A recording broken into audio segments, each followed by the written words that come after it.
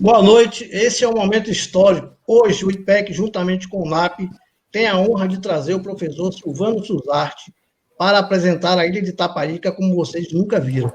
Será um olhar voltado para a história, memória e cultura, nos dois municípios que a compõem, Itaparica e Veracruz, cada um com a sua particularidade. O título Além da Ponte, em uma alusão histórica com Salvador, pois a ilha de Itaparica tem uma forte ligação com a cidade de Salvador. E para melhor contamos ainda com a mediação do nosso querido professor Sérgio Scanzella. Aproveitem e degustem essa live maravilhosa. O IPEC agradece sua presença. E vamos iniciar nossa live com uma breve palavra de Itamar Queiroz, gestor administrativo do IPEC, nascido e criado na ilha. Boa noite, galera. Ótimo, que lindo, Rafael. Olá, boa noite. É com enorme prazer que eu, Itamar dos Santos Queiroz, nascido e criado na ilha de Itaparica, especialmente no município de Veracruz, tenho a honra de realizar a abertura desse segundo ciclo de live, que será um momento de conhecimento, de aprendizado. Eu, brincando de escrever um certo tempo atrás, fiz uma canção que eu transformei em poesia, que falava assim, que fala, na verdade, a cultura aqui da ilha é afro-negra, é cheia de movimentos, vamos resgatar. Para falar de Bom Despacho e Gameleira, lá tem um porto tão bonito, precisamos conversar. O movimento em Mar Grande é um bam-bam-bam. Tem um grupo cultural de minha amiga Dedéia, a Lafiã, Ilhota e Gamboa, vamos lembrar. Tem a história de lá da Penha, do Forno e da Igreja. Terra Santa, Terra Boa, Barra do Giro. Foi assim que nossa ilha surgiu. Taipoca e Coroa, Opum Rosinho. Mais para frente é o Baiacu, cheio de rios. Barra do Pote, Conceição, Terra Boa e Firme. O Balanço em Barra Grande. Há anos atrás era da Banda Recife. Ponta Grossa e Campinas é um zum, zum, zum. Jiribatuba, Matarandiba, Otairu, Aratuba e Berlink. Ó, lindo meu catu. Vou terminar de Caixa-Pregos, que é bom. Vou terminar de Caixa-Pregos, que é bom. Em nome do IPEC, gostaria de agradecer aos nossos alunos, nossa comunidade acadêmica, a todos os participantes, especialmente ao professor Silvano Suzarte, por ter aceitado o nosso convite, aos nossos ex-alunos, Antônio Marinho, ao nosso professor mediador, professor Sérgio Scanzella, e o nosso grupo de apoio pedagógico, o NAP. Professor Silvano, fique à vontade, as portas estão abertas, o espaço é todo do senhor, um momento de discussão, eu sairei daqui rico de aprendizado. Um forte abraço, uma boa noite a todos e aproveitem, gente. Ok, boa noite, gente. Meu nome é Sérgio Scanzella e essa noite eu tenho o prazer de mediar essa live junto com o professor Silvano Suzarte e com o ex-aluno Antônio Marinho, que são apaixonados por Itaparica e Veracruz, pela ilha Itaparica. Eu não sou nativo, mas estou aqui há 26 anos. Portanto, eu me considero um itaparicano de coração. Bom, o tema da live de hoje é Além da Ponte, História, Memória e Cultura em Itaparica e Veracruz. Para começar essa nossa conversa, esse nosso bate-papo, o Antônio Marinho vai declamar um poema que se chama Pequeno Inventário de Louvor e Amor a Veracruz, Terra dos Encantos, Magia, Lirismo e Poesia. O Antônio Marinho Santana Serra, que é o nome completo do nosso querido Marinho, ele tem dentro da sua vida itaparicana um trabalho que ele desenvolveu no Hospital Geral de Itaparica, o HGI, e foi graduado em Pedagogia pelo PEC em 2014. Já o professor Silvano Suzarte, que é professor e escritor, ele é mestre em Educação, doutorando em Difusão do Conhecimento da UFBA, e autor dos livros O Diário de Davi, O Pescador e o Poder da Gratidão e Docências das Águas. Antes eu queria deixar uma pequena provocação, para que o professor Suzarte discorra ou não nas suas considerações finais, mas eu acho plausível. À primeira vista, a memória parece uma coisa inerte, presa ao passado. A lembrança de algo que aconteceu e ficou parado no tempo. Mas um olhar mais cuidadoso revela que a memória é dinâmica e conecta a 3 dimensões temporais. Ao ser evocada no presente, remete ao passado, mas sempre tendo vista o futuro. A memória cultural é constituída assim por heranças simbólicas materializadas em textos, ritos, monumentos, celebrações, objetos, escrituras sagradas e outros suportes que funcionam como gatilhos para acionar significados associados ao que passou. Além disso, remonta ao tempo mítico das origens, cristaliza experiências coletivas do passado e pode perdurar por milênios. A memória cultural atua, portanto, preservando a história a qual os indivíduos recorrem para construir suas próprias identidades e para se afirmarem como parte de um grupo. Isso é possível porque o ato de rememorar envolve aspectos normativos, de modo que, se você quer pertencer a uma comunidade, deve seguir as regras de como lembrar e do que lembra. Então eu jogo as seguintes questões. Pode a história ser memória e cultura? O que a história oferece à memória de um povo? A cultura se prende na memória em sua história? Todo historiador de seu tempo resgata a cultura e enfatiza a memória? Então eu queria pedir ao ex-aluno Marinho, que eu acho que a internet caiu nesse momento, tanto a dele como o Suzano, para que pudesse ler o poema. O Marinho já está de volta. Muito bem, Marinho. Pronto.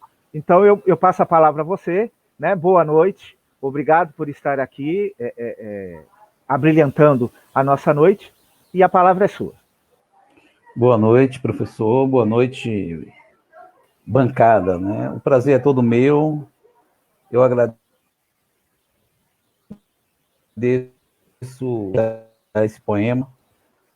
Eu tentei fazer algo que fale sobre o amor por Itaparica, né, pela ilha em geral, não sobre essa dicotomia, né, de separação das duas cidades, mas sim como um verdadeiro ilhéu, pertencente à ilha de Itaparica, né?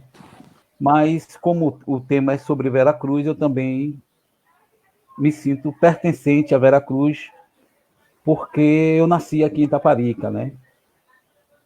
E tentei falar, né, expressar meu sentimento de amor também à cidade de Veracruz, aos meus conterrâneos, aos topônimos dos lugares, dos distritos. Eu tentei falar de cada distrito uma peculiaridade.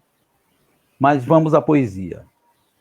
Um pequeno inventário de louvor a Veracruz, de encantos, magia, lirismo e poesia. Todo poeta deve cantar sua terra. Eu devo cantar a minha, Veracruz. Veracruz, me debruço sobre suas praias, suas águas, suas estradas, artérias que me levam ao sagrado e ao profano. De pés descalços, caminho por seus poemas de flores, temperos, cheiros, gostos, história, tradição. Possuo, como nativo que sou, sua estupenda culinária, lambo os lábios com seu azeite e te beijo. Você soprou em minhas narinas o fôlego da vida, seu misticismo, suas danças, suas religiões, suas cores, seus amores, seu gingado, sua emolência, seu vocabulário, Deus encantado e encantador, tanto de encanto e magia com amor. E tenho ciúme dos seus lugares, dos seus adereços, dos seus enfeites, da sua alegria diáfana, do seu calendário, da sua meninice, da sua puerilidade, dos seus atalhos e de suas conchas. Descanso à sombra frondosa e frutífera da gameleira. Chamo Conceição, que carrega na cabeça uma ânfora, Barra do Pote. Aporta em sua Barra do Gil, e aí finco uma âncora, pesco baiacu nas praias de Berlinque e da Penha. Valei-me, minha Nossa Senhora. É duro perceber que seu mar é grande, é um mar grande, se espraiando em seu cais, em suas areias finas e brancas. Me perco nas curvas das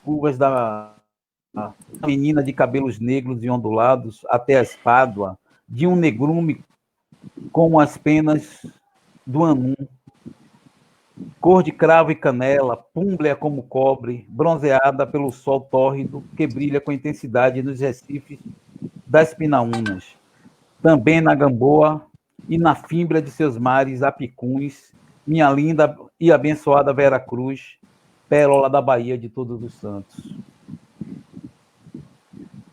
Tomo banho no riachinho e percebo quanto és divina, paradisíaca, afrodisíaca.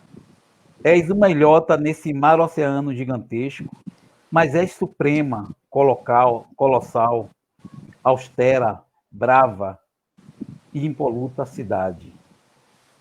Encho de água do sorrisal meu purrãozinho, em devoção ao nosso Senhor e à sua coroa, e não corroboro que Caixa Prego seja um lugar distante, como diria algum viajante desavisado, mas sim um lugar fantástico que dispõe de uma lua só para ele e é tão prateada quanto o sorriso luminoso das meninas de Aratuba, que ferrou meu coração com sua lança de ponta grossa. Na fonte da prata, vislumbro seus tesouros e contemplo sua fauna e flora, suas belezas naturais, e viajo, passageiro do vento que sou, nas asas das suas brisas, suave, à sombra dos seus coqueirais, por todo o seu manguezal, de Tairu, Olho, Airus, ou Arius, como se diz em Itaparica. Por toda sua praia, e sigo enamorado de tudo que é seu, pelos distritos, e na ponte do funil me limito a buscar no céu sua lua prateada que boia nas águas do Paraguaçu, onde transcorro em suas glórias, pois sou feliz por tê-la como mãe. Seus filhos têm a pujança dos tupinambás e nossa garra nunca perecerá, jamais. Eu espero que vocês tenham gostado e perdão pela timidez e a falta de uma oratória. Muito obrigado. Um grande abraço a todos. Nós é que agradecemos, Marinho. Olha, você se saiu muito bem, viu? Não estava nada tímido, foi tudo ótimo. E é importante a gente escutar um nativo mesmo da ilha, que nasceu aqui, mora aqui, e ver com os olhos poéticos que ele vê. Obrigado. Bom, além da ponte, História, Memória e Cultura em Itaparica e Vera Cruz, pede a palavra agora, né, com esse tema do professor Silvano Suzarte. O tempo é todo seu, professor. Ok. Boa noite a todos e a todas. Para mim é uma felicidade imensa estar aqui neste momento compartilhando com vocês da IPEC, da Ilha de Itaparica, algumas questões importantes, que eu considero importantes para nós estarmos dialogando sobre esses temas. É um tema que causa muita implicação para todos nós, principalmente as pessoas que moram na Ilha de Itaparica. É conhecer um pouco da sua história, da memória. E existe um autor que ele diz o seguinte: eu não sou eu sou as palavras que os outros plantaram em mim. Nós não somos nós fazemos parte de um contexto histórico. E essa história que é produzida, ela vai nos constituindo enquanto seres humanos, nessa cidade, nessa ilha, nesse mar. Eu acho que Rafael, não sei se Rafael vai conseguir colocar os slides para nós começarmos, ou eu posso prosseguir sem os slides. Bom, enquanto o professor Rafael vê isso com você, eu só quero lembrá-los que nós estamos ao vivo, né, segundo o ciclo de lives IPEC, no Facebook, e abertos às perguntas. Se todas as pessoas que estiverem nos vendo quiserem lançar suas perguntas, fiquem à vontade. Pode continuar, professor. Pronto, então nós vamos começar. Eu acho que já foi o início aí dos slides. Nós vamos começar falando um pouco, vou começar um pouco falando com vocês sobre esse início de travessia. O início de travessia que eu vou fazer com vocês nessa nossa live é pedir: compartilha essa live no seu Facebook. Basta aqui, compartilha com com seus amigos na sua página no Facebook. E também você pode copiar o link da live e mandar via WhatsApp para as pessoas assistirem. Nós vamos ter uma discussão muito boa, muito prazerosa e muito importante sobre a nossa Ilha de Itaparica. Nesse início de travessia, eu quero apresentar para vocês alguns livros, alguns conteúdos que nós temos sobre a ilha. Os primeiros, eu quero apresentar para vocês 3 livros do Xavier Marques. Quero apresentar este livro aqui, chamado de Praieiros. Esse livro é um livro de Xavier Marques, foi escrito por volta de 1800. Esse livro traz 4 histórias, Jana e Joel, A Noiva do Golfinho, O Arpoador e Maria Rosa. Esses livros, esses contos que Xavier Marques é um itaparicano, que é autor, escritor, foi membro da Academia Brasileira de Letras, deputado, e a partir de 1800 ele já escrevia vários romances sobre a ilha de Itaparica. E eu acho super importante que quem deseja conhecer a ilha de Itaparica, conhecer a história, conhecer a memória deste lugar, também conheça um pouco desses livros. Jana e Joel é uma história maravilhosa. Maria Rosa, essa história se passa no Baiacu, em 1800. Nesse livro, o Xavier Marques narra como acontecia a festa de Nosso Senhor da Veracruz. E olhe que ele é um autor que escreveu este livro e esses romances em 1800. Fora este livro, o Xavier Marques também escreveu este outro livro chamado de O Feiticeiro. Este livro aqui. Também Xavier Marques tem este outro livro aqui, que é O Sargento Pedro. Todos esses livros do Xavier Marques são livros que são ambientados, construídos na ilha de Itaparica. Um outro livro que eu queria compartilhar com vocês é o do Lamartine Augusto, Portal do Sertão. O que este livro tem a ver conosco da ilha de Itaparica? Este livro conta a história de Nazaré das Farinhas, das idas e vindas de Nazaré das Farinhas, que era chamada da cidade Portal do Sertão. E Nazaré das Farinhas tem muita influência com a ilha, porque antigamente todo o processo burocrático em relação à ilha acontecia em Nazaré das Farinhas, e este livro aqui tem muito conhecimento, muita coisa boa. Fora esse livro, com um projeto do IFBA, e junto com os professores da ilha de Itaparica, Maria das Graças e Igor produziram este livro, que muita gente tem, chamado de Veracruz nas Letras da Docência. Esse livro aqui traz algumas histórias e narrativas sobre a ilha muito importante. Também eu queria compartilhar com vocês o livro do João Baldo Ribeiro, Viva o Povo Brasileiro, que é todo ambientado na ilha de Itaparica. Dividir com vocês também este outro livro, que é o meu livro mais importante que eu tenho aqui, que é Itaparica, História e Tradição, do João Baldo, do Baldo Osório. Eu narro para todo mundo que esse livro, eu não me lembro se eu comprei ele, Sérgio, por R$250, foi por 350. Esse livro aqui. E olha que ele tá, Sérgio, ó, eu não empresto, ele tá novíssimo, ó. Quando eu leio, se você emprestar, ele não eu leio volta. assim, ó, com o maior cuidado para não danificar o livro. Eu tenho todo ele xerocado. Dificilmente alguém vai encontrar este livro nessas condições. Novíssimo. Verdade. Eu estou pensando um dia em leiloá-lo. Fazer o leilão. E também eu quero falar um pouquinho do meu livro Docência das Águas, Diversidade Cultural e Maritimidade na Ilha de Itaparica. Este livro foi o livro que resultou da minha pesquisa de mestrado, onde eu trago nesse livro um pouquinho sobre o que é ser professor das águas, o que é viver no mar. Nós, da ilha de Itaparica, nós temos uma diferença muito grande. Nós que moramos em ambiente marinho, na maritimidade, no mar, nós temos costumes e práticas diferentes das pessoas que moram na cidade.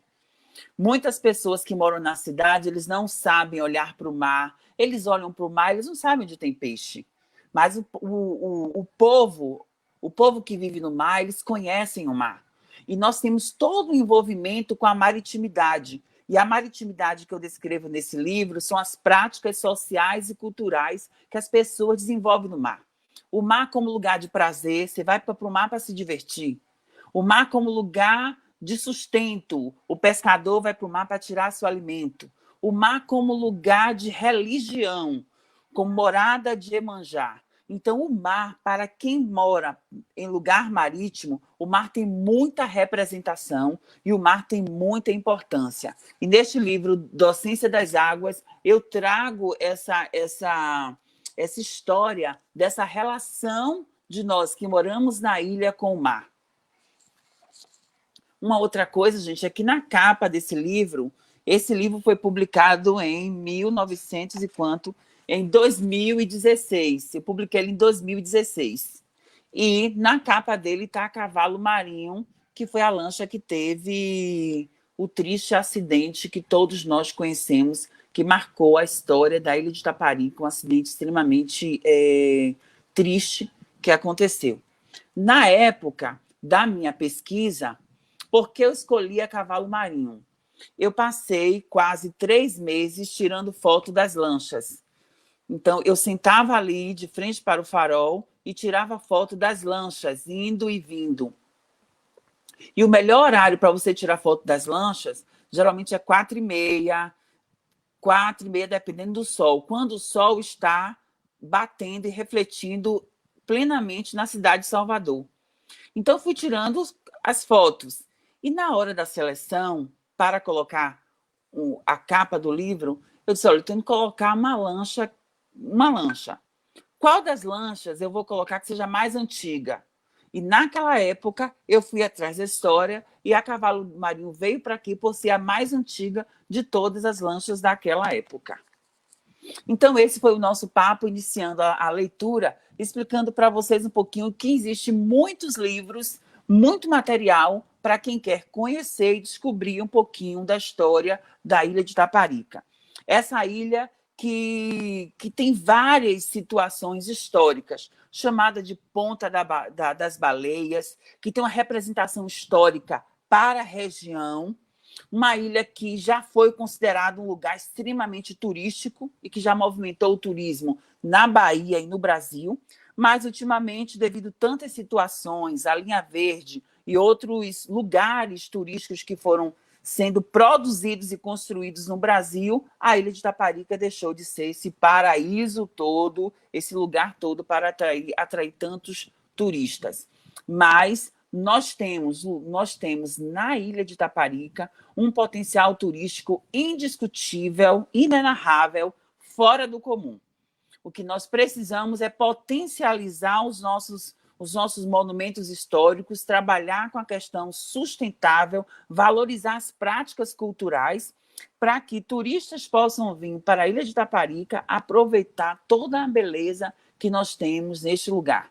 Não só o turismo de sol e praia, mas o turista que queira conhecer a Igreja de Nosso Senhor da Veracruz, o turista que queira conhecer a cidade de Itaparica, que é uma cidade conhecida mundialmente, porque ela foi diversas vezes narrada nos romances de João Baldo Ribeiro.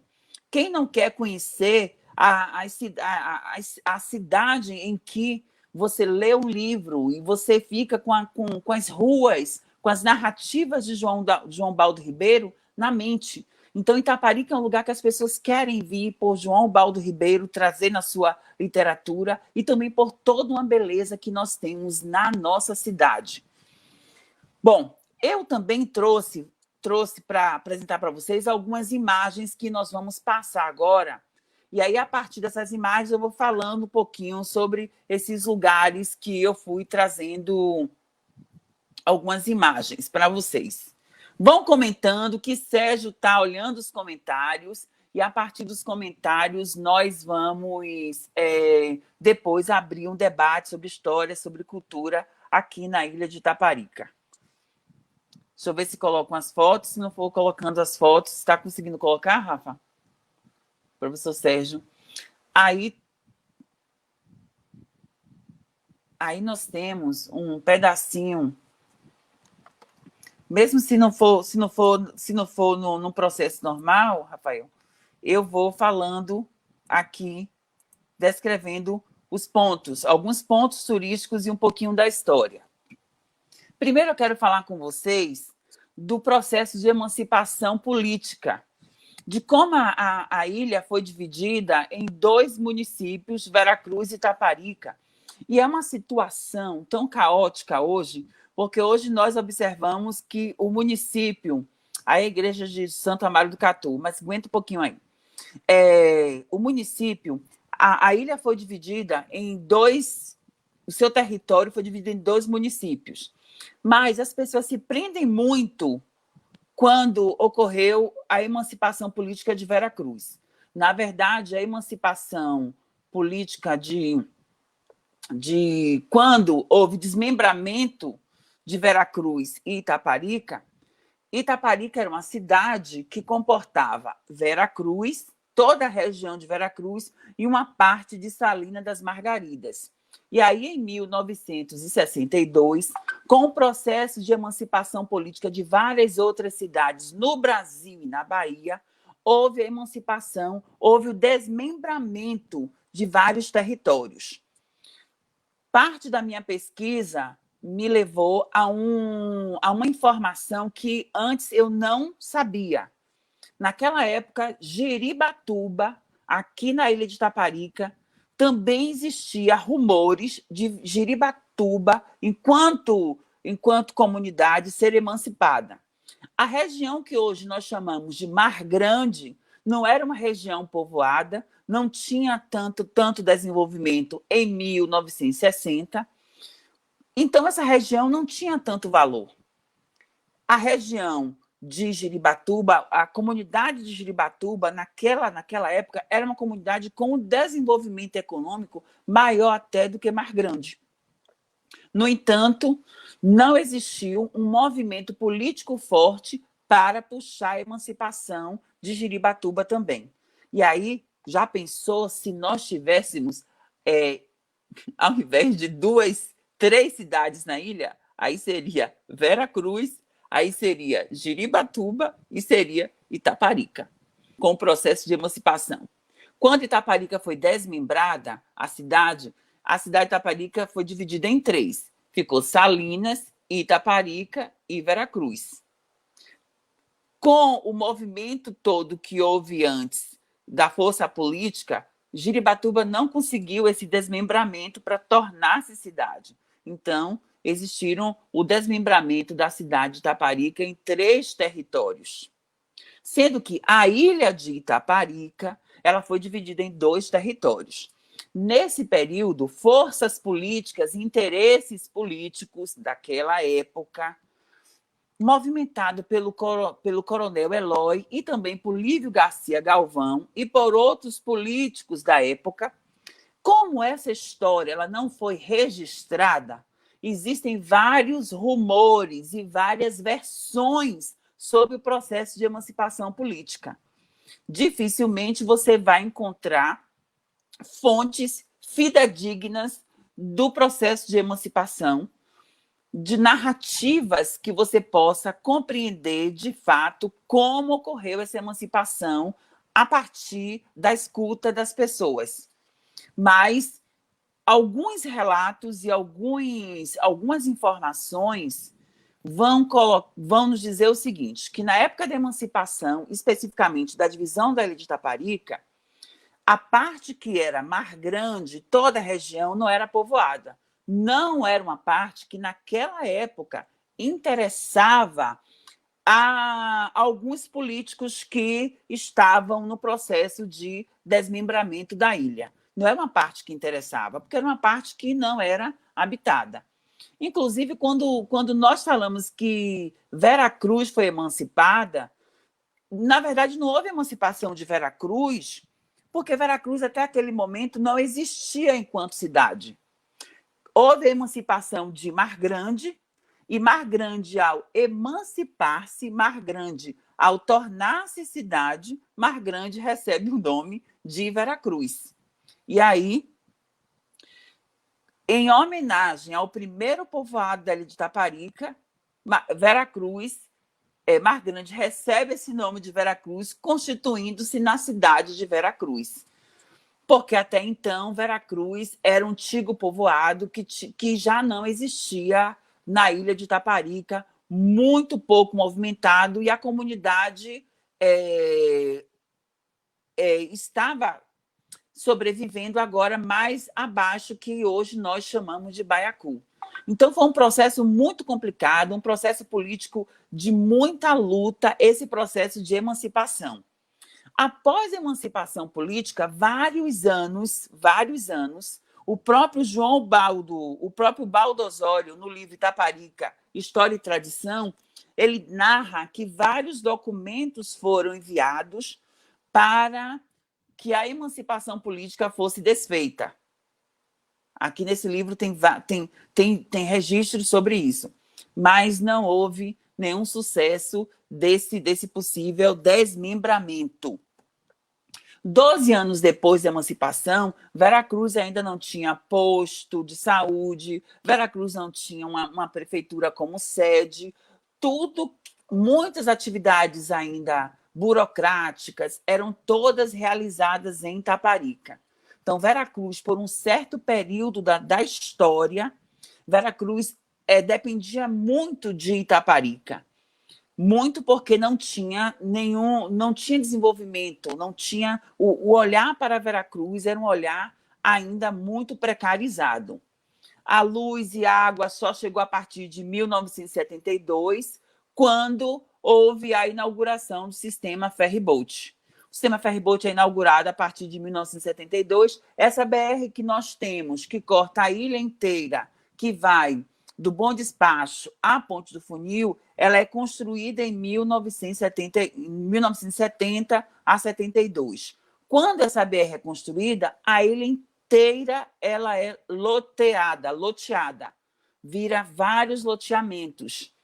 E nesse período, por isso que nós observamos que essa estrada que nós temos, que liga Bom Despacho à Ponte do Funil, ela é um pouco alta, porque houve aterraram essa estrada inteira, porque ali tem um período, tem uma parte da estrada que ela é bem úmida. E aí soterraram essa estrada e fizeram essa BR em 1972. A partir de 1972 a 1980, houve um boom turístico na ilha. Por quê? A abertura do sistema ferry-boat, existindo a abertura do sistema ferry-boat, as pessoas começam a vir para a ilha. Vindo para a ilha, começa a comprar terreno. Por isso que o nosso tema é Além da Ponte. Além da Ponte, por quê? Assim como em 1972, com a inauguração do sistema ferry-boat, houve na ilha de Itaparica esse interesse todo por terrenos, por construções de casas, e isso, quando vai para os anos 90, com a construção da linha verde, a ilha deixa de ser esse atrativo turístico todo. O Além da Ponte é porque, mesmo que nós tenhamos essa ideia da ponte agora, nós vamos ter uma especulação imobiliária muito grande, muita compra de terreno, a supervalorização do terreno na ilha, de casas e de imóveis, justamente pela ideia e construção que há, e até vão implantar isso, de que com a ponte, com essa construção, vai existir um desenvolvimento extraordinário na ilha. Mas essa mesma ideia e esse mesmo sonho foi vendido em 1970 com a construção do ferry-boat. E, em 1970, com a construção do ferry-boat, nós não observamos esse desenvolvimento todo. Quando construíram o sistema ferry-boat e a ABA, também foi construído o hospital, dando toda essa margem ao desenvolvimento que poderia se chegar à ilha de Itaparica a partir do sistema ferry-boat. Então, o além da ponte mesmo que venha a ponte, é uma ideia fantasiosa de que virá todo esse mega, ultra power desenvolvimento para a ilha de Itaparica. Pode existir esse desenvolvimento? Pode. Nós precisamos, enquanto cidade, nos preparar para tudo isso? Precisamos. Mas também é preciso ter muito cuidado com a especulação imobiliária e como nós vamos tratar e cuidar dessa cidade com essa ideia da construção da ponte, que é algo importante, mas não pode ser o vetor e o fluxo principal para se pensar a cidade. A cidade precisa ser pensada a partir dos seus próprios moradores, não a partir de quem vem de fora. Rafael está aí ainda? Gente, eu falo demais. Sérgio está aí, Sérgio?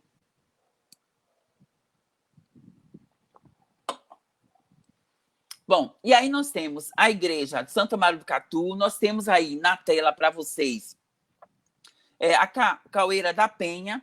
Gente, essa caoeira é muito importante porque a partir do cal produzido aqui, cal produzido a partir de sambaquis. Sambaquis são os restinhos de ostra. Esses restos de ostras eram triturados aí, feito tipo uma argamassa e enviado para a cidade de Salvador. Há indícios e registros que existiam na costa da ilha vários monumentos como esse. Vários monumentos para a produção de cal. Vários. Mas alguns não resistiram ao tempo e esse é um dos únicos ainda que nós temos que demarca e marca esse lugar da produção do cal. Virava uma argamassa, eles enchiam os saveiros e esse cal ele era levado para a cidade de Salvador. Bora passar a foto? Aí nós temos a igreja do Sagrado Coração de Jesus, uma igreja construída a partir do movimento de um padre chamado Padre Lemos. Essa igreja ela tem uma estrutura arquitetônica neogótica, quando ela apresenta na sua copa, no telhado, toda essa questão bem pontiaguda. E o interessante é que a igreja do Sagrado Coração de Jesus, ela foi construída para lembrar o coração de Jesus. Quando você chega na porta da igreja, você vê a porta bem arredondada. Lá em cima tem um outro vitral que tem um coração de Jesus. Dentro da própria igreja, você tem uma arcada bem arredondada que lembra o coração de Jesus e também dentro da própria igreja ela é toda desenhada. Então, essa igreja ela tem toda uma parte ideológica para se lembrar o coração de Jesus dentro da sua arquitetura. Ela foi construída por volta de 1960. Ela levou quase que 10 anos, gente, para ser construída, essa igreja. Pode passar o desenho, deixa eu ver a outra foto. Bom, essa aí é a Capela de São Bento. Essa capela fica ali perto da Igreja Universal, em frente ao Banco do Brasil. Essa capela ela foi construída primeiro do que a Igreja do Sagrado Coração de Jesus. Possivelmente é uma igreja de 1940, entre 1930 e 1940. Em Veracruz, ela se termina sendo uma das capelas mais antigas. Pode passar. Nós temos aí o Moinho das Mercês, construído por volta de 1600. Para quem não conhece as Mercês era um dos bairros de Veracruz, mas aí com essa modificação de nome, não se tornou tão bairro, fica aqui no Jaburu. Esse moinho ele fica bem, ele faz parte da fazenda hoje, que tem o Retiro São José, a Casa de Retiro São José. Esse moinho, ele era um moinho de trigo. Eu encontrei essa foto aí, que, através das minhas pesquisas, essa foto ao lado mostra como era esse moinho em 1600. Como na região logo abaixo ali das Mercês é uma região bem úmida, possivelmente há um indício muito forte da produção de trigo. Dentro do moinho, ele é um moinho cilíndrico, ele é todo arredondado e você percebe realmente a construção dele como moinho de trigo. Esse jipe, gente, é uma réplica contada nos textos do livro aqui, ó, Veracruz nas Letras da Docência. Tem uma história que conta que, como nós não tínhamos muito transporte, só existia um jipe na prefeitura. E esse jipe da prefeitura é o que levava a merenda escolar e saía de Mar Grande até Caixa-Pregos, cortando fazenda aí pelo mar. Então, esse jipe representa esse meio de transporte dos poucos que se tinha, dos poucos transportes que nós tínhamos aqui em Veracruz. E o primeiro jipe foi do Lívio Garcia Galvão. Aí, gente, foi uma réplica, eu trouxe essa réplica, que é uma réplica do engenho de Ingaçu. Foi o primeiro engenho de cana-de-açúcar, uma das primeiras construções que vai trazer os elementos da industrialização para o Brasil, aqui na Ilha de Taparica, que aconteceu no Baiacu, o engenho do Ingaçu. Há registros históricos desse engenho, e aí eu trouxe um exemplo de uma máquina a vapor que representa mais a máquina que existia em 1800, que foi a data da construção do engenho do Ingaçu, que era um engenho de produção de cana-de-açúcar. Esse engenho, há indícios e parte do monumento dos restos desse engenho ali na região do Baiacu, próximo à igreja de Nosso Senhor da Veracruz. Temos outra foto.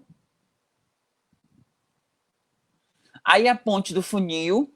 A Ponte do Funil, que foi construída a partir aí de 1960, aí há várias versões de datas. A Odebrecht diz que foi em 1060, está no site da Odebrecht. Alguns dizem que a inauguração foi em 1970, mas aí demonstra como foi construída a Ponte do Funil. Uma das questões importantes sobre a Ponte do Funil é que ela foi uma das primeiras obras na Bahia feita de concreto pré-moldado, que é quando você constrói a ponte antes e depois vai encaixando todo o processo. Antes, todas as obras na Bahia eram feitas uma ponte de madeira. Essa ponte de madeira era colocado cimento e essa ponte era sustentada pela ponte de madeira há um tempo. Essa não. A Ponte do Funil foi a primeira obra de concreto pré-moldado construído na Bahia pela Odebrecht. Foi um marco, porque aí a Ponte do Funil liga a ilha de Itaparica à ilha de São Gonçalo. Na verdade, quando nós saímos da Ponte do Funil, nós paramos em uma outra ilha, que é a ilha de São Gonçalo. Aí nós temos a foto do sistema ferry-boat do período da inauguração. Cá no Bom Despacho e lá a outra foto de cima em Salvador. A Igreja de Nossa Senhora da Penha, essa igreja é uma igreja, ela é particular, essa igreja pertence à família de Lívio Garcia Galvão. Uma igreja particular, uma igreja muito importante, muitos casamentos são feitos aí e tem uma história bonita por detrás dessa igreja também. Logo lá da igreja tem um casarão, mas não há indícios históricos que ambos tenham sido construídos no mesmo período. Essa igreja ela data a partir de 1700. É a data dela. Eu coloquei aí a bandeira, gente, de Veracruz. Esses elementos da bandeira de Veracruz que que nas minhas pesquisas eu desmembrei, esmiucei os elementos da bandeira, que traz aí a cor azul, que traz aí a cruz de Malta, a concha, e depois eu vou mandar para vocês nos grupos, para vocês ir lendo especificamente os elementos aí da bandeira de Veracruz. Vamos passando? A igreja de Santo Antônio dos Velasques, gente, parte... e aí tem uma coisa interessante. Essa região da costa, que nós vamos pegar do Bom Despacho até Caixa-Pregos, o primeiro povoado dessa região da costa da ilha toda, tirando Itaparica, aconteceu aí em Santo Antônio dos Velasques. Essa região ela era povoada, existia um vilarejo aí na região que circula a igreja de Santo Antônio dos Velasques. Essa igreja ela foi construída por volta de 1600, depois ela ficou abandonada, houve uma reforma. Ao lado dessa igreja tem um pequeno cemitério e também acima da igreja, bem dentro dos matos, também tem um cemitério que foi o primeiro cemitério dessa região da costa da ilha.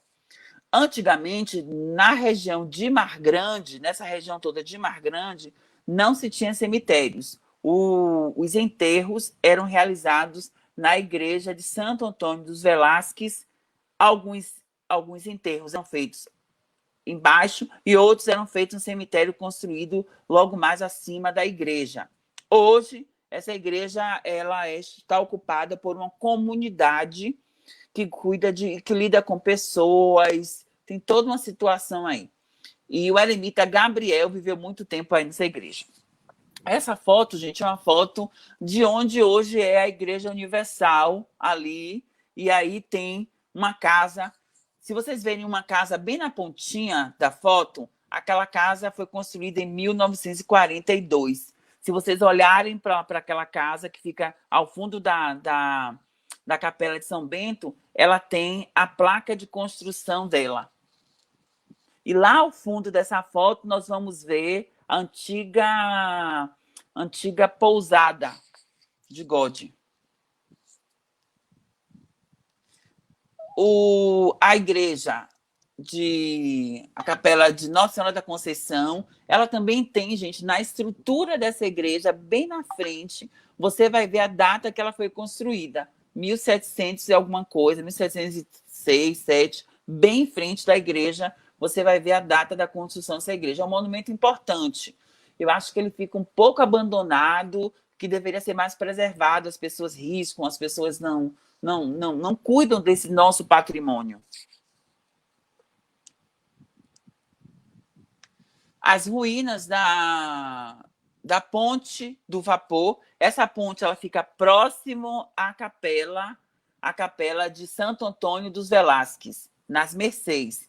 Então, olhe como essa região de Mar Grande era importante, tão importante que essa ponte ela foi construída por volta de 1600, 1700, 1800, acho que é 1800, que ela foi construída. O navio a vapor, ele vinha de Salvador, parava nessa ponte, daí ia para Itaparica, de Itaparica ele seguia para Maragogipe, ele fazia toda essa trajetória.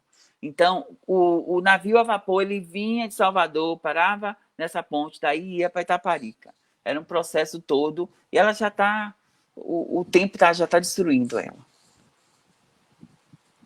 Aí nós temos a Casa de Retiro São José, São Francisco, São José, Casa de Retiro São José. Essa Casa de Retiro, ela foi comprada pelos padres jesuítas por volta de 1942, ela foi comprada. Hoje ela faz parte da igreja do Colégio Antônio Vieira. O Colégio Antônio Vieira detém a posse da Casa de Retiro São José. Hoje ela só funciona como se fosse uma pousada para ter cursos, mas ela tem toda uma arquitetura colonial e há indícios que próximo da Casa de Retiro São José tinha uma capela chamada Capela de Nossa Senhora. Portanto, essa fazenda era chamada de Fazenda Nossa Senhora das Mercês. Por isso que o nome dessa região se chama Mercês. Aí está o antigo casarão da ilha, que hoje tem um loteamento ali que está sendo construído. Outra foto, ainda tem foto, gente?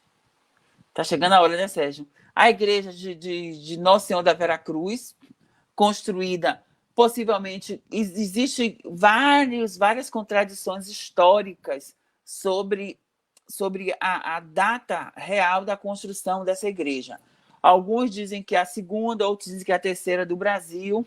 Não se tem em vários livros, datas fixas e concretas. Eu encontrei várias datas diferentes em livros diferentes sobre a construção da igreja, mas possivelmente ela foi construída por volta de 1560. Nessa igreja, nessa igreja houve casamentos, muitas festas. Eu quero voltar para a igreja para falar uma coisa interessante. Essa igreja ela ficou abandonada. Quando houve a inauguração da igreja,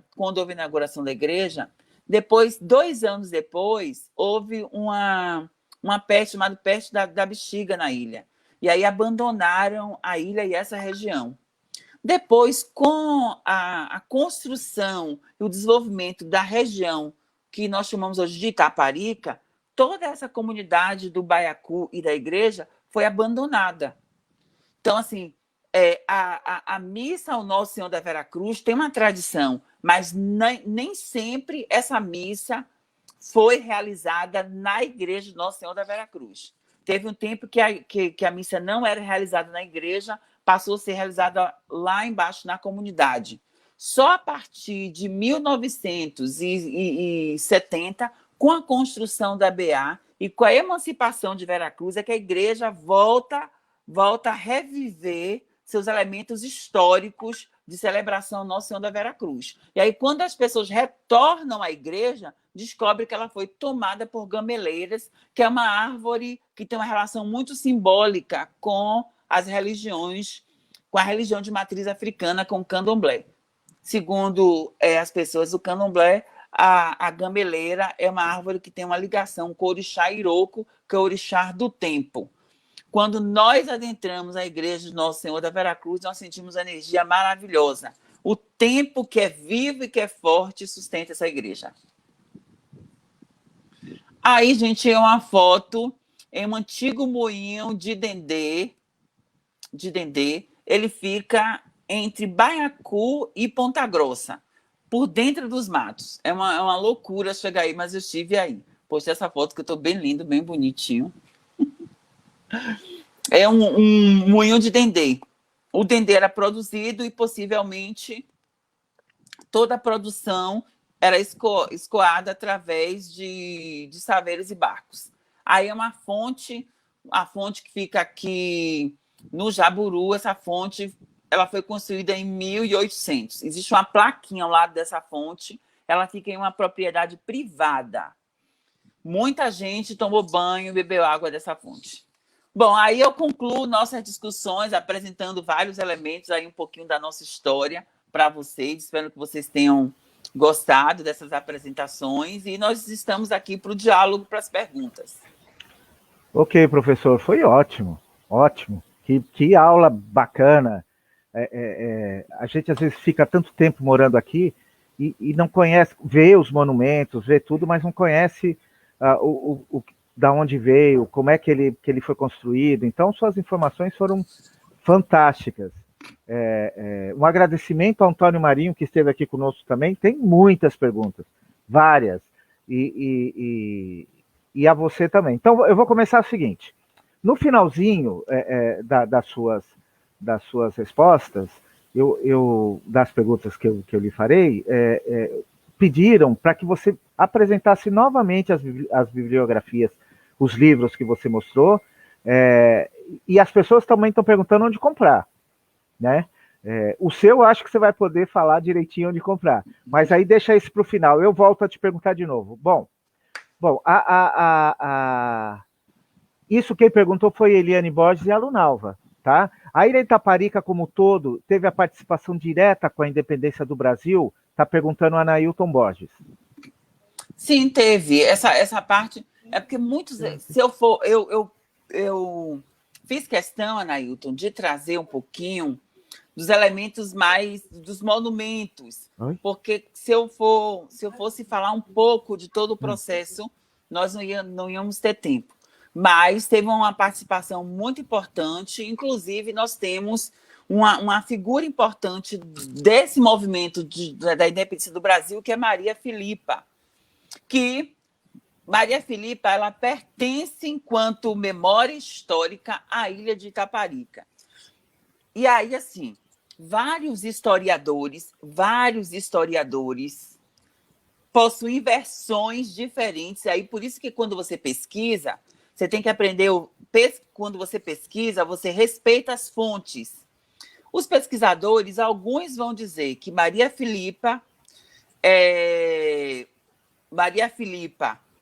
alguns pesquisadores vão dizer que Maria Filipa era de Itaparica, geograficamente de Itaparica, e algumas pessoas dizem que Maria Filipa nasceu em Veracruz, na Gameleira. Então, há uma discussão aí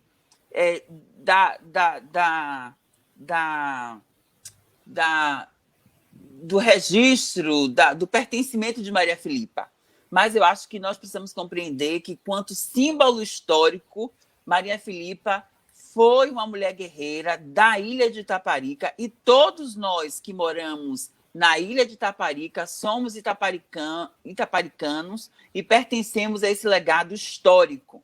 Nós somos itaparicanos, agora com uma divisão geográfica, Veracruz e Itaparica. Tá bom. Oi, desculpe. Mas teve uma força importante. Todo o processo da guerra, da luta de Maria Filipa, da briga, de todo o processo de construção da história a partir da luta dos caboclos, de todo esse movimento, isso aí é uma coisa muito importante e que reforça uma questão identitária histórica. Quando Itaparica celebra todo 7 de janeiro a participação de Itaparica na guerra da independência da Bahia e do Brasil, não deveria ser uma festa só de Itaparica enquanto cidade. Porque Veracruz, quando Veracruz houve a emancipação de Veracruz, houve uma ruptura também histórica, memória e de cultura. Quando ocorreu a emancipação política, foi como se falassem assim: tudo que está aqui em Veracruz, nesse território, pertence a quem é de Veracruz. Tudo que está em Itaparica, nesse território, pertence. Tudo que está em Veracruz pertence a Veracruz e tudo que está em Itaparica pertence a Itaparica. E não houve um diálogo entre as culturas, entre a memória e entre a história. Fizeram questão de criar esse apartheid cultural de memória e de história. O 7 de janeiro, que é uma festa da independência, da briga, da luta pela independência da Bahia e do Brasil, ela não pertence à região geográfica de Itaparica. Ela pertence a todos os nativos que nasceram na ilha de Itaparica, ela pertence a todos nós.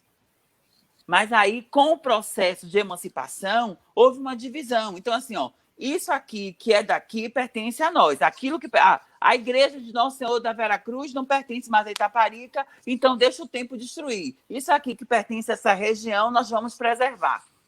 Mas, enquanto festa é elemento histórico, se anualmente você relembra e rememora aquele fato, isso gera um sentimento de pertencimento.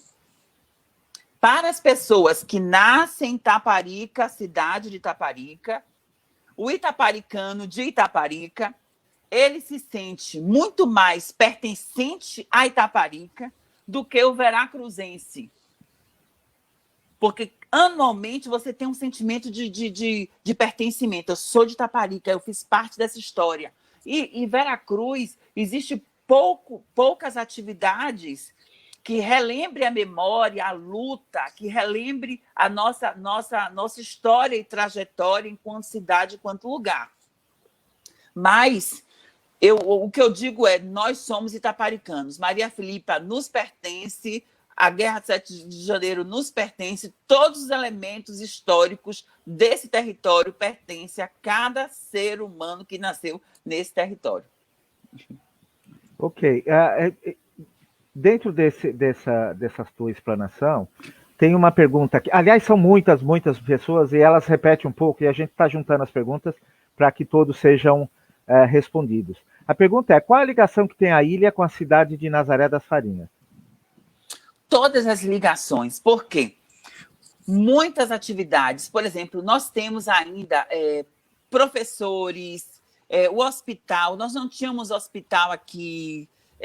A partir de quando houve a construção da BA, em 1970, fórum, tudo, a maior parte das atividades burocráticas que eram realizadas na ilha, como a ilha não tinha uma estrutura, tudo era muito ligado a Nazaré das Farinhas, que era o portal do sertão, onde o trem chegava, onde tinha um desenvolvimento muito grande.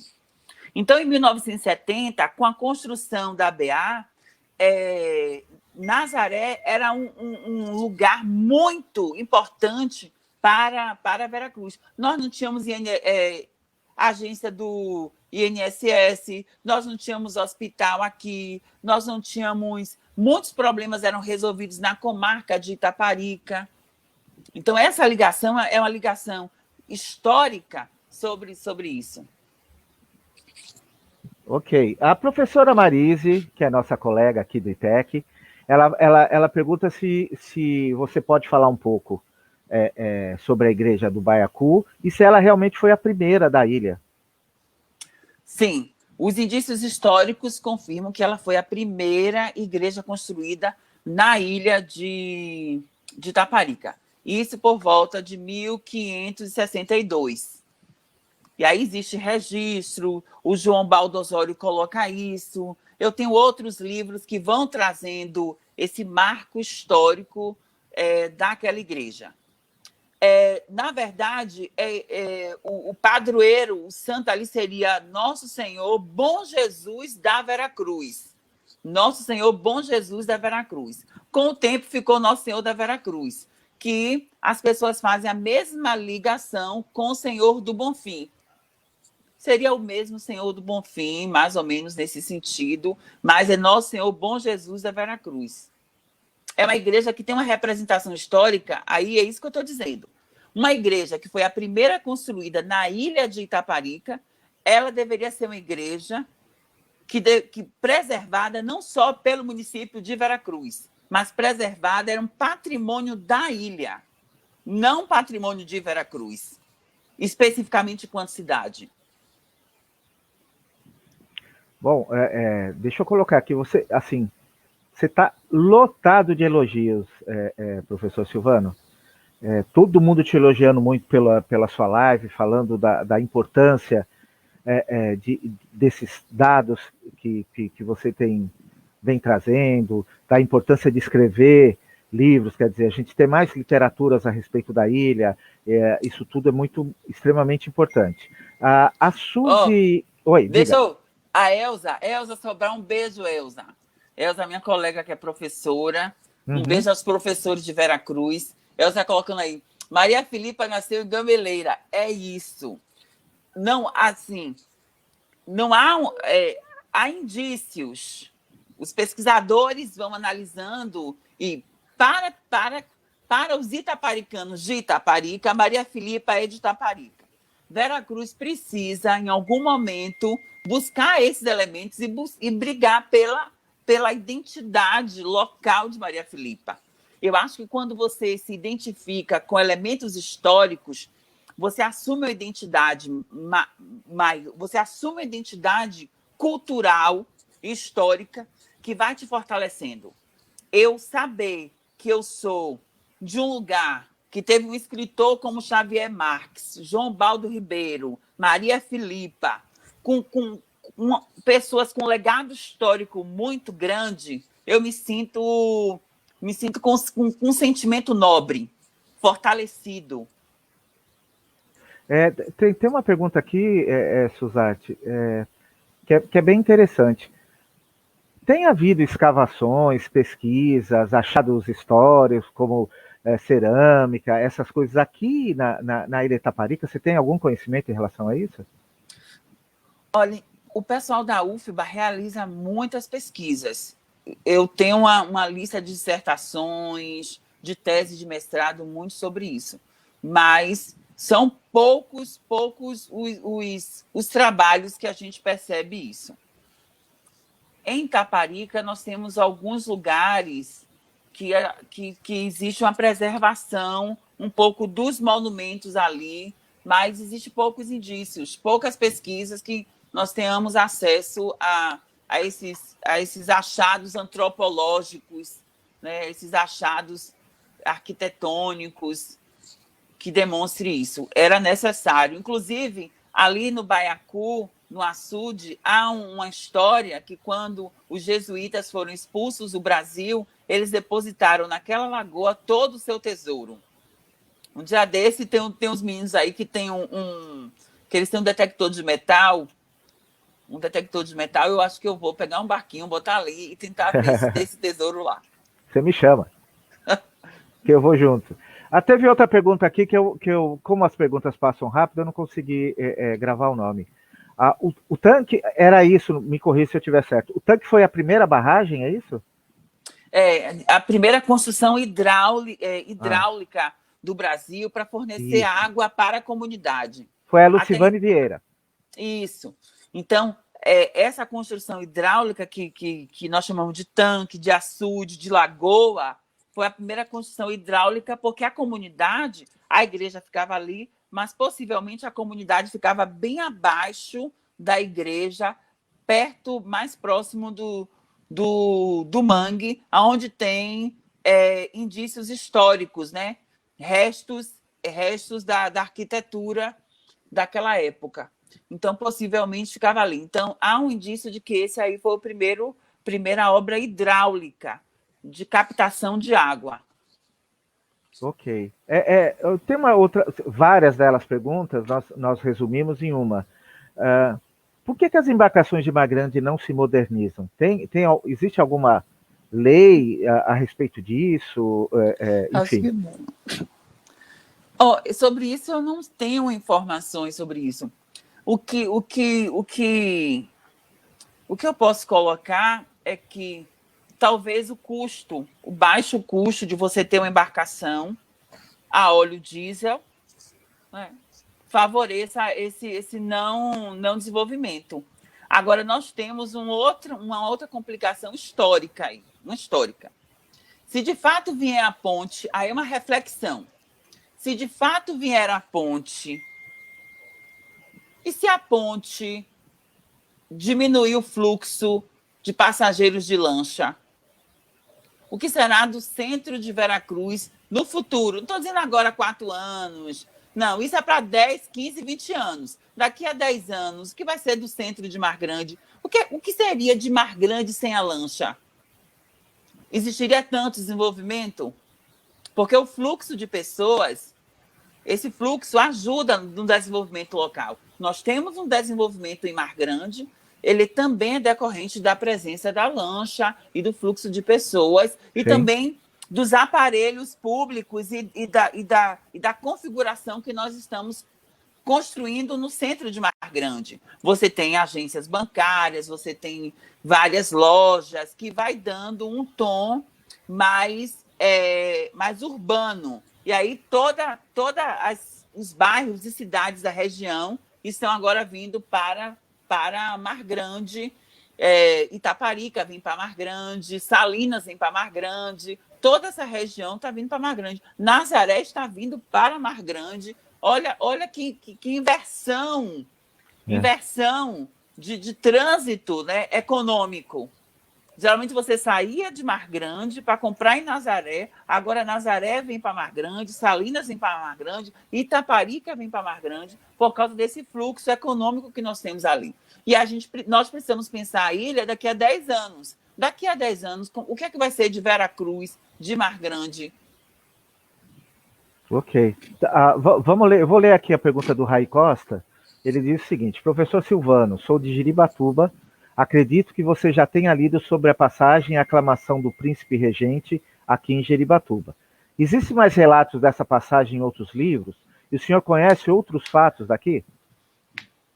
Conheço os fatos. A igreja de Santo Amaro do Catu, por exemplo, Santo Amaro de Catu, Jiribatuba, não se chamava Jiribatuba, se chamava Santo Amaro de Catu, Santo Amaro. Existem vários documentos que revelam a mudança de nome das comunidades da ilha. Então, nem sempre Mar Grande foi Mar Grande, nem sempre Caixa Pregos foi Caixa Pregos. Caixa Pregos era chamada de Ponta Alegre, Jiribatuba era Santo Amaro de Catu, Jiribatuba já foi chamada de São Lourenço.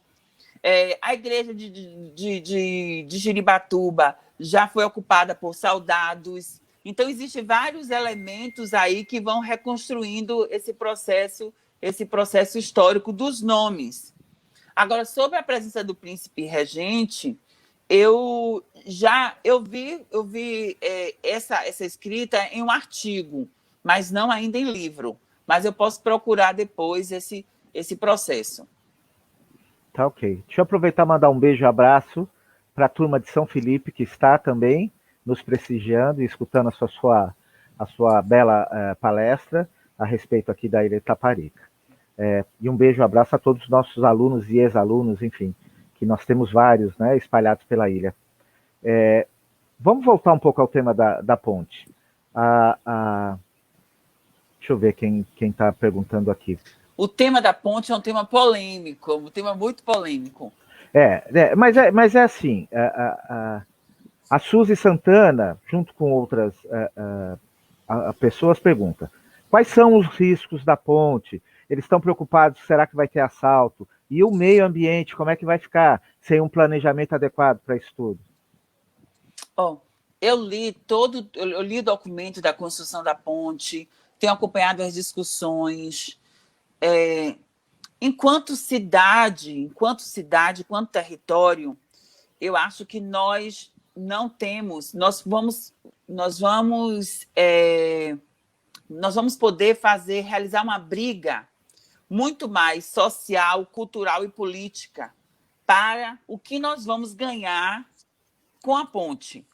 Porque a passagem da ponte pela ilha, ela é indiscutível, ela é inegável. Ou ela vai acontecer daqui a 3 anos, 2 anos, vai acontecer a passagem da ponte, porque ela não interessa só à ilha de Itaparica, ela interessa ao estado da Bahia.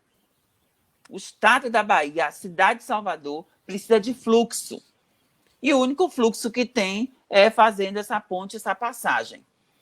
Há indícios e relatos que a ponte, nós só vamos ser passagem. A ponte, existirá a ponte, da ponte se entra em uma BR que já vai sair lá por Tairu. Você não vai poder entrar na ponte, sair na Gameleira, esse processo todo. Mas, assim, enquanto questão social, cultural e ambiental, aí é preciso muita movimentação da população em relação ao que nós vamos ganhar com a ponte. A ponte vai vir? Vai. Cabe às prefeituras de Veracruz e Itaparica criar mecanismos de diálogo com a população para que nós possamos desenvolver estruturas de luta. O que é que nós vamos ganhar? O que é que a população vai ganhar com a ponte? O que é que nós queremos com a ponte? Porque a ponte é indiscutível, ela vai vir. Agora, como ela vai vir, de que forma ela vai vir, aí é necessário uma discussão com a população, escutar a Veracruz, escutar Itaparica, escutar as cidades da região, porque o que acontece, Sérgio, e todo mundo que está nos assistindo, é que já existe uma especulação imobiliária. A ilha já está sendo fatiada em loteamentos. E loteamentos com terrenos caríssimos. Essa especulação imobiliária ela está sendo gerada pela ponte. Então, tem muita gente faturando milhões, bilhões, só com a ideia da ponte. Só com a ideia da ponte. A ponte ainda não apareceu, mas tem gente ganhando milhões com a ideia de existir a ponte, vendendo um sonho que ainda não foi concretizado. Eu escutei vários comentários, e um deles era que a Contra Costa já estava toda vendida para imobiliárias, construtoras. Você chegou a escutar isso? É boato ou tem alguma veracidade nisso, professor? Olha, nós temos já, assim, porque assim, o nativo, a pessoa que nasceu na ilha, nós não temos condições de brigarmos com o capitalismo. Nós não temos condições de brigar, de ir para a briga com grandes imobiliárias. Se você observar hoje, quem mora de frente para a praia na ilha, quem é o nativo que tem sua casa de frente para a praia? Os terrenos na ilha, eles possuem valores dependendo da sua distância com o mar. Quanto mais perto ou próximo do mar, mais caro é o terreno. Quanto mais distante do mar, mais barato é o terreno.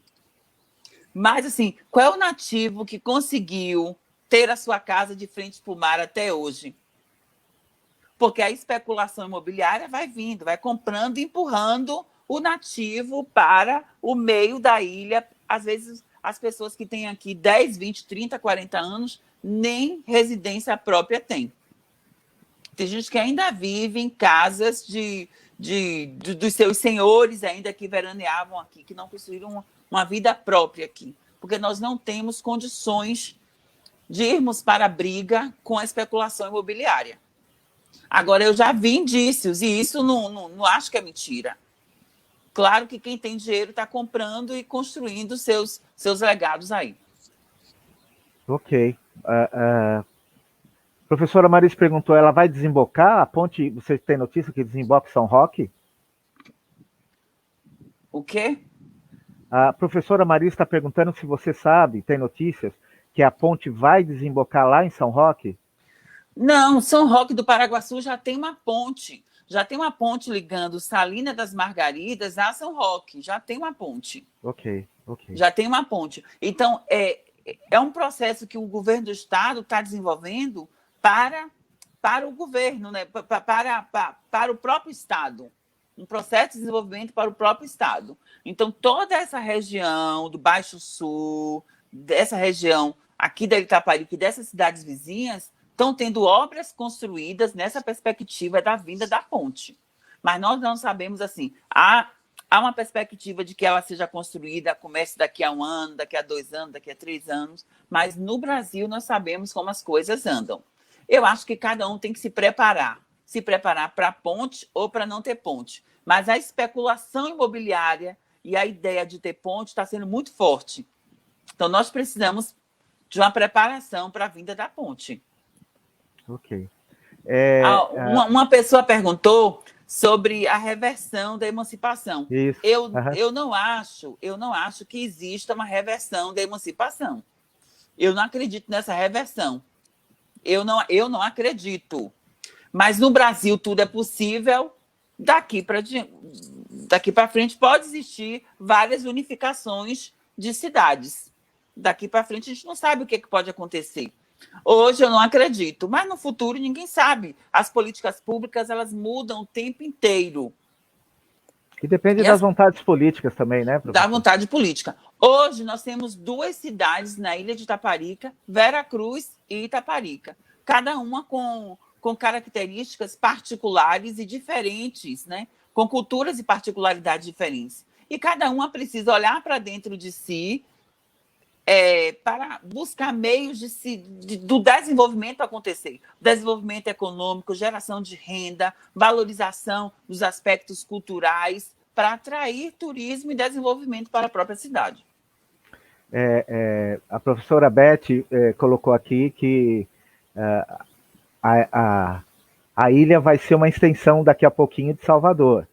Porque quando eu cheguei aqui, eu escutei muito, isso em 1995, professor Silvano, que a Ilha Itaparica era o quintal sujo de Salvador. Né? O que você tem a falar a respeito disso?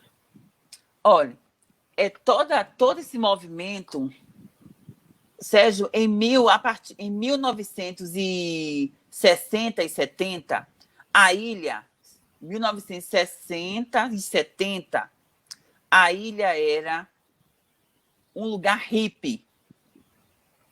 Nós já tivemos colônias hippies altamente desenvolvidas. Berlim, que era o apogeu, era o centro da população hippie. Muito mais, nós tínhamos um movimento hippie em Berlim, nessa região de Berlim, que era Aratuba, tão forte quanto o movimento que há em Praia do Forte. Caramba! Na região de Arembepe. Muita gente vinha para cá. Nós tínhamos uma influência hippie muito forte. Com esse desenvolvimento todo, aquela região, com a especulação imobiliária de 1970, da construção do sistema ferry-boat, da Ponte do Funil, da BA, todas as fazendas da região da ilha foram loteadas e viraram condomínios. Os hippies da região de Berlim foram expulsos, porque eram fazendas que tinham dono, expulsaram. E aí esse movimento hippie foi se desfazendo da ilha. Então, toda essa especulação imobiliária que aconteceu em 1970, ela está acontecendo agora também, com a ideia da ponte. Uhum. Mas, assim, em 1970, existiu uma especulação imobiliária, uma ideia de desenvolvimento da ilha que não se constituiu.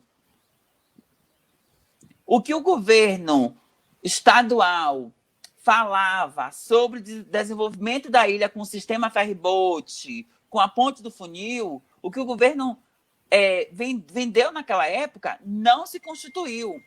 A ilha não se constituiu um polo turístico e nós entramos, a partir da década de 90, em decadência do turismo na ilha.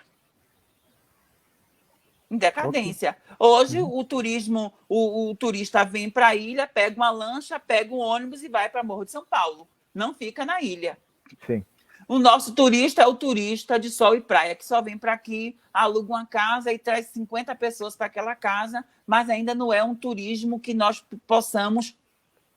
Não é um turismo que tem um desenvolvimento anual. Ele é um turismo que de janeiro, fevereiro, nós precisamos de mecanismos de valorização da ilha em todos os dias do ano, como acontece com o Morro de São Paulo. E para isso acontecer, é preciso se estudar como nós vamos ampliar a nossa oferta turística na ilha, como nós podemos potencializar as nossas praias, potencializar a nossa cultura, o manguezal, potencializar tudo isso para atrair turistas.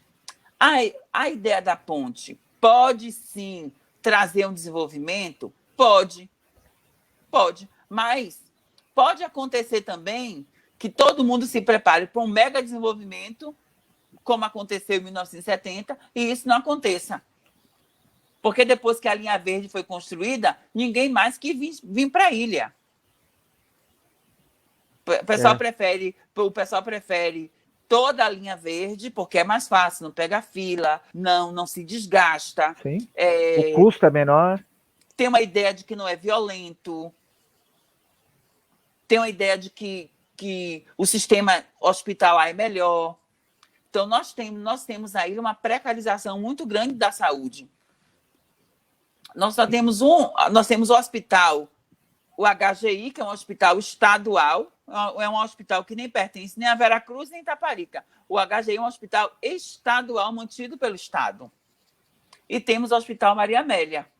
E temos a UPA e agora uma outra UPA que foi construída. Então, eu acho que nós já temos assim, indícios de um desenvolvimento melhor. As coisas estão melhorando em relação à saúde. Assim, nós precisamos agora mais possibilidades para que essas pessoas, quando vierem para a ilha, tenham acesso à saúde, tenham acesso a outros meios.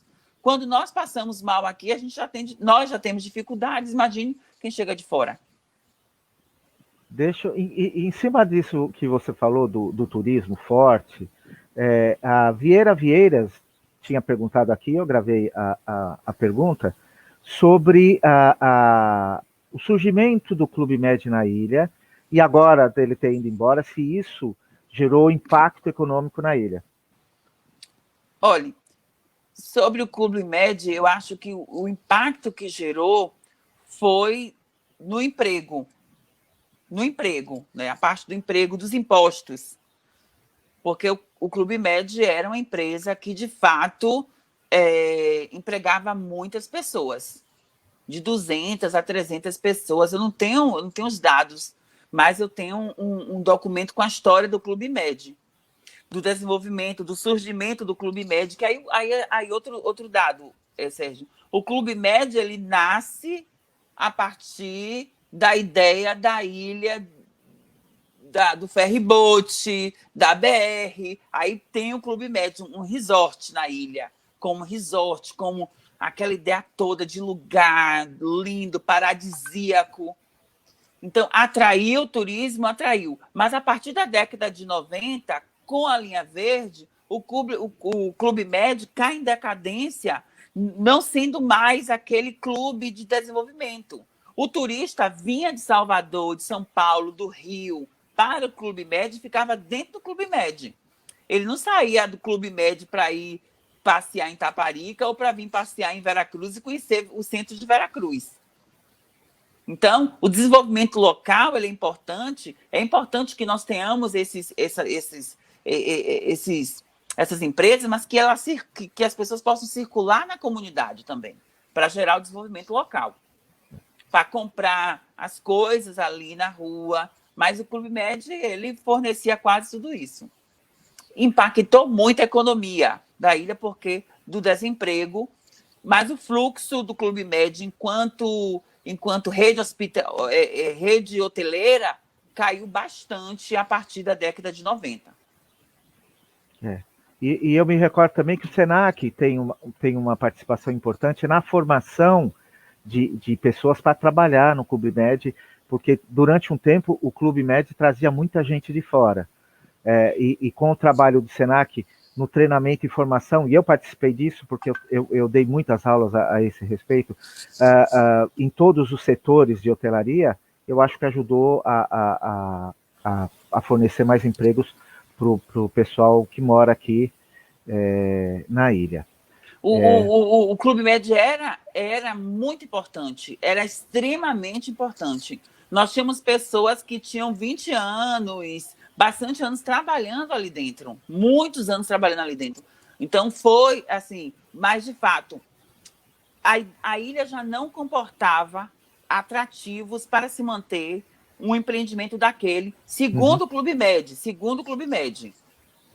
As pessoas estavam preferindo pegar seu transporte e ir para Morro de São Paulo. Agora, se você já foi em Morro de São Paulo, já foi em outros lugares de praia, você vai perceber que não existe tanta diferença. Nós temos praias tão belas e tão bonitas quanto as que tem Morro de São Paulo. Lindíssimas, é verdade. A diferença é a estrutura que o lugar oferece, o acolhimento que o lugar oferece, a ideia e o sentimento de uma pessoa ao ir para Morro de São Paulo.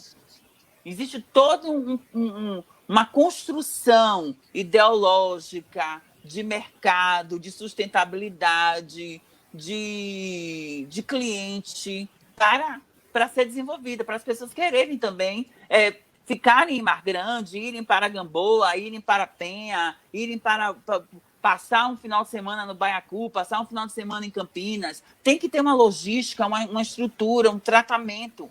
Nós temos lugares belíssimos. Agora, sim, se por um lado nós perdemos com o Clube Med, o centro de Mar Grande está se desenvolvendo e nós percebemos que o fluxo econômico na própria ilha está ganhando uma outra dimensão. A economia dentro de Veracruz tem sido a economia que ela está se desenvolvendo, e isso é importante porque gera emprego. As pessoas não ficam só reféns de serem de trabalhar ali na prefeitura. Elas têm outros lugares que podem trabalhar, ganhar dinheiro. Aí aumenta o número de restaurantes, aumenta o número de lugar para você comprar roupa, de ótica, e isso vai mudando toda a estrutura da cidade. Tá ok. E tem uma pergunta também da Eliane Rebouças, que é lá de São Felipe. Ela pergunta o seguinte: a Ilha de Itaparica tem guia, que ela já está doida para conhecer todos esses lugares que você veio apresentando? Tem guia, tem guia, tem restaurante, tem cada restaurante, tem cada lugar tão lindo que você... Tem uma guia chamada Luzia Brito, que é uma guia fantástica. Luzia, se você está assistindo, quem conhece Luzia Brito é um trabalho maravilhoso. Tem restaurantes que você vai se apaixonar, entendeu? Tem o Caiambá em Caixa Pregos, que é um restaurante bonito. Tem restaurantes ali na área de Conceição. Em Itaparica, você tem o Manguezal, que é um restaurante maravilhoso, um restaurante que fica em Itaparica. Então, você tem vários lugares que você vem para aqui, que você se apaixona, e você diz assim, você vai pensar e dizer, nós, na Ilha de Itaparica como um todo, não deixamos nada a desejar de Morro de São Paulo, nem da Linha Verde, porque nós temos a nossa praia é melhor, não tem tantas ondas, é muito mais confortável. Nós precisamos pensar os mecanismos de valorização desses lugares e de vender também esses lugares, né? Utilizar o marketing para vender esses lugares, a beleza local e os elementos culturais.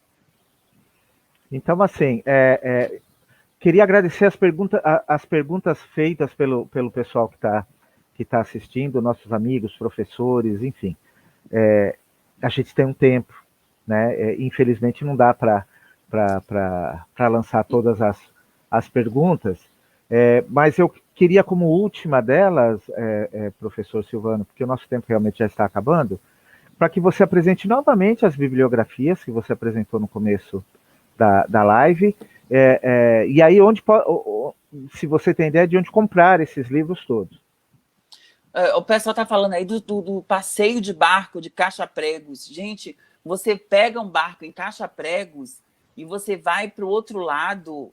É lindo demais. É lindo, tem um lugar lá que é lindo demais, é fantástico. Então, nós temos Jiribatuba, Baiacu. É chamado de Pantanal Baiano para lá. Isso, gente, é uma beleza. É uma beleza incomensurável, lindo, indescritível. É lindo. Você não tem como você não se apaixonar pela Ilha de Itaparica. E nós, assim, a cada ano nós estamos ganhando um desenvolvimento e nós precisamos olhar para outros lugares para ganhar potencialidades turísticas, para a gente poder ter uma sustentabilidade maior. E as pessoas não estarem saindo mais da ilha. Você não precisa sair da ilha mais para ganhar dinheiro, porque você pode ganhar dinheiro aqui. Você pode criar meios de vida, de sobrevivência aqui. Vou citar os livros novamente, não é isso? Isso, estão pedindo. Então, pessoal, os livros do Xavier Marques é o livro Praieiro, que conta a história de Jana e Joel.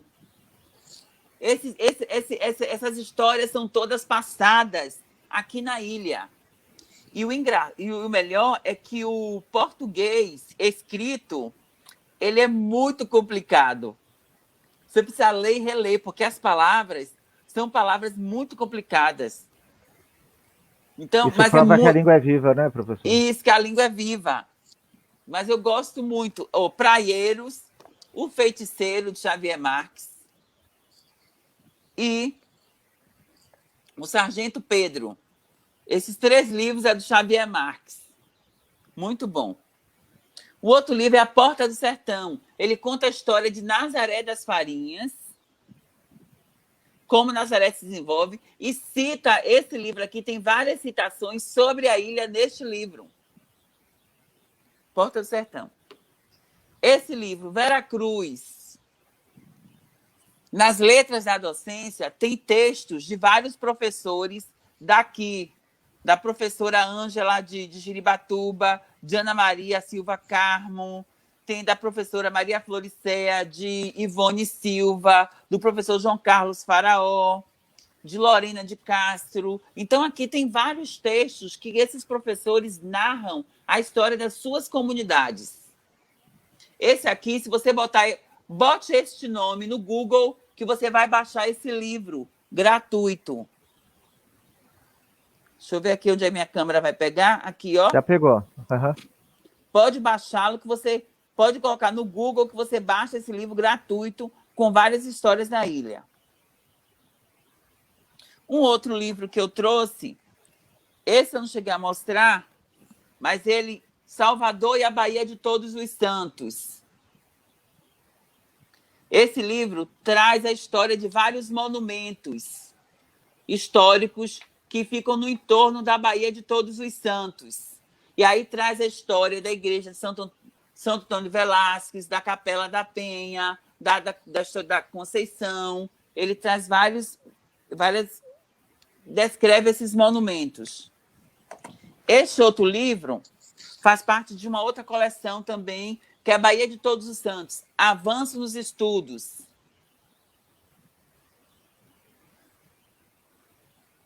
Esse livro aqui você encontra na internet também.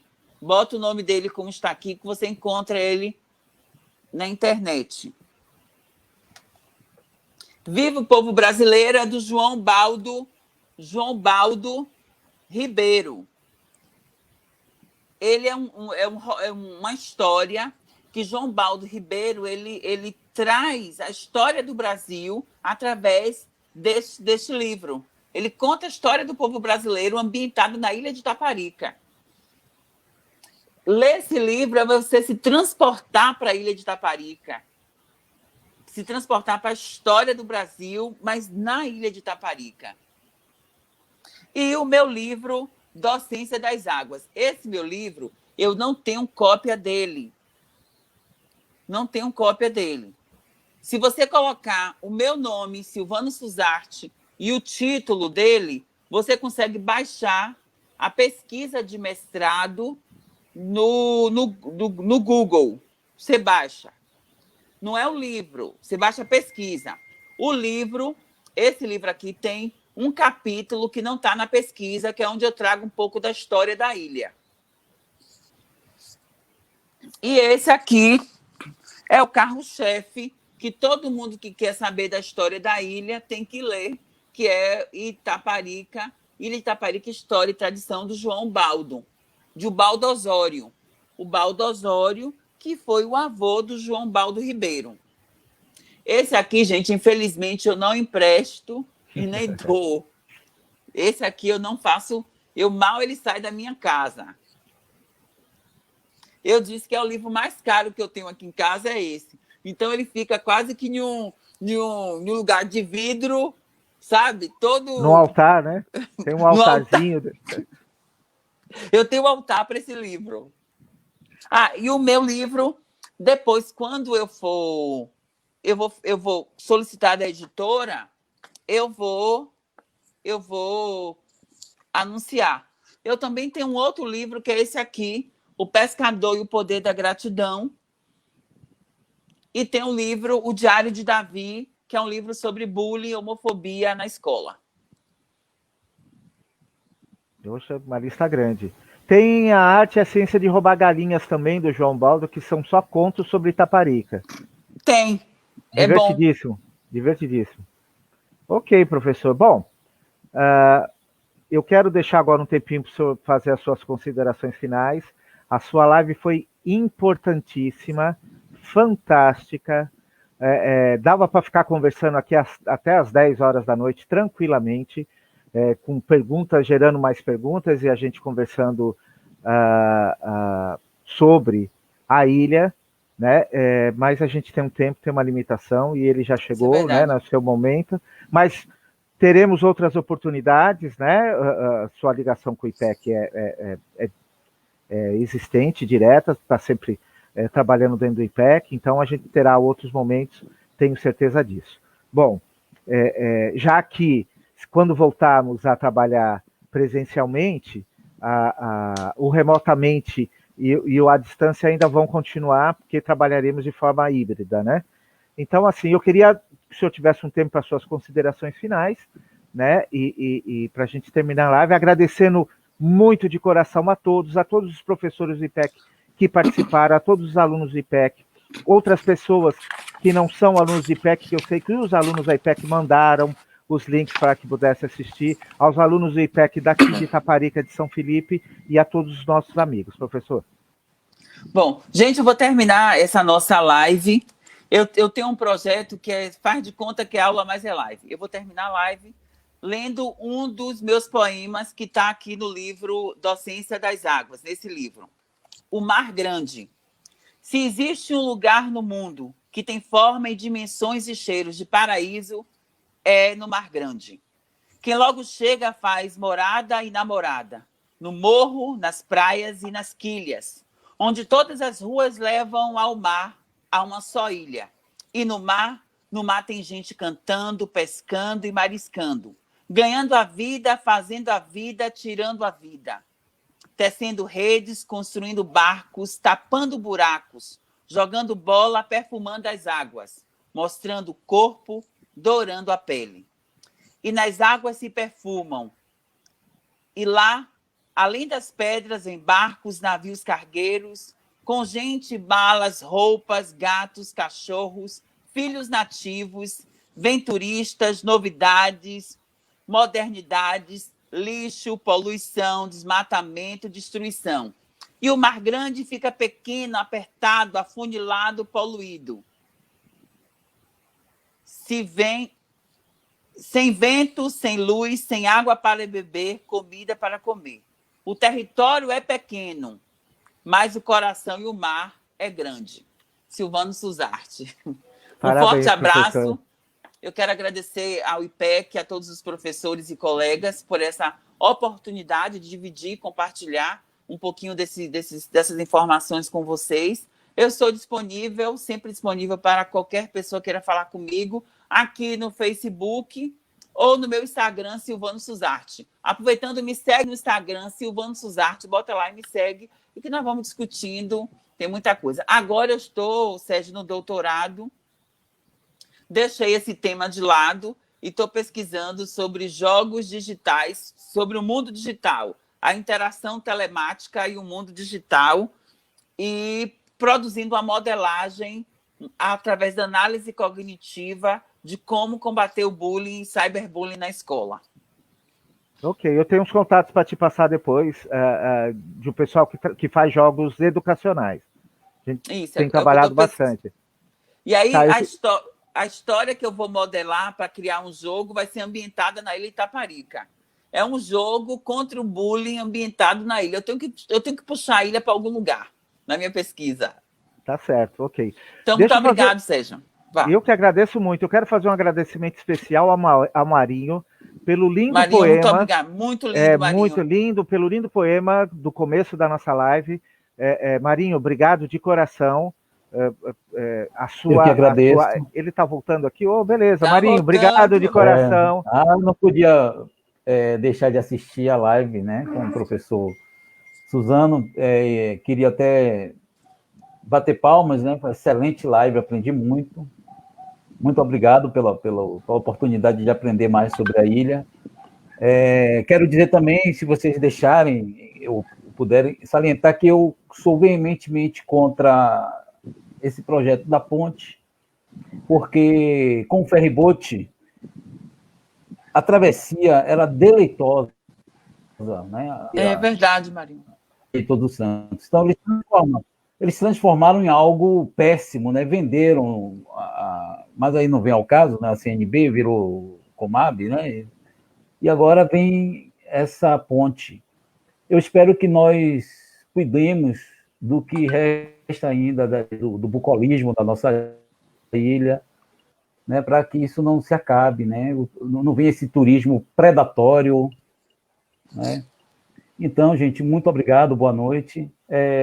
Peço perdão pela pela falta de lida com essa coisa da tecnologia, né? A primeira live que eu participo, a primeira live que eu faço. Desculpas pela... Foi ótimo, Marinho. Porque eu sou Foi ótimo, pela tá tudo timidez, tranquilo. né?